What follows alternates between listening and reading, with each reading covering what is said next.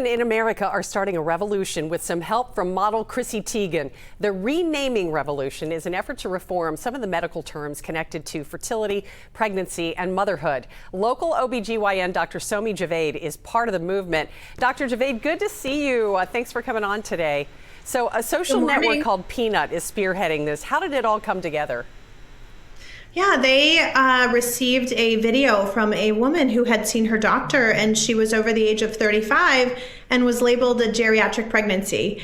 And so then they reached out to their viewers and received thousands of requests and negative interactions and words that women had heard at the hands of their doctors or providers.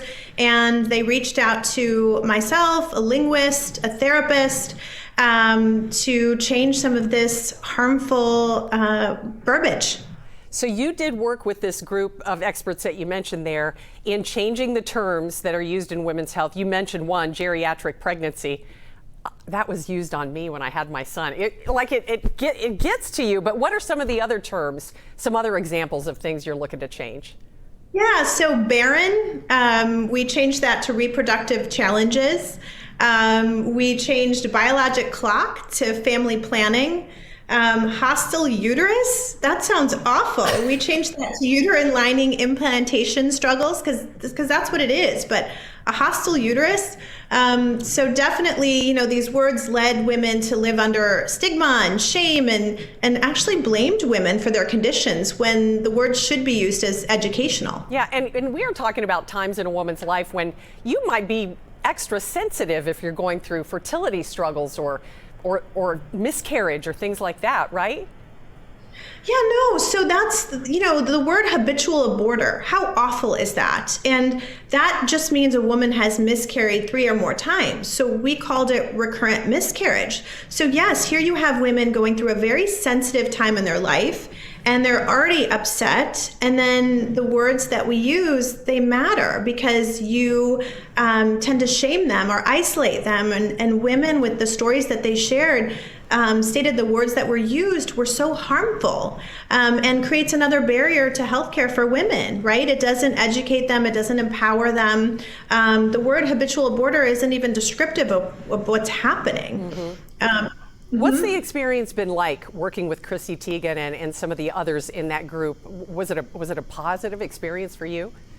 It was so positive, because of COVID, a lot of the work was accomplished via Zoom and just back and forth. But, for me, the biggest task was being the physician, was making sure that we didn't soften the language so much that we weren't still informative or educational. But it was very eye-opening watching medical terminology in the hands of linguists and non-physicians. It was very eye-opening for me as well, because as physicians, you don't get sensitivity training. And that was the key take-home point for me is let's be educational, but let's make sure we take away stigma or blame. So it was, I loved it. I thought it was very awe-inspiring to work with all of these women. And how do you think it will help women, the patients, and their doctors going forward?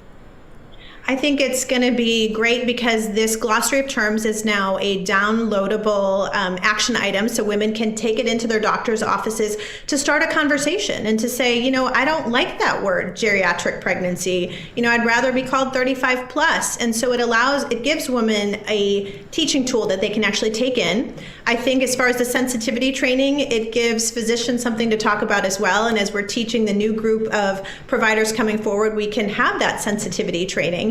And then my biggest goal is to change the terminology in medical software and insurance diagnosis codes that we use, and to finally rid the medical community of this language. Well, it sounds like a huge win for everybody involved. Dr. Somi Javed, thank you for spending some time with us and letting us know about that.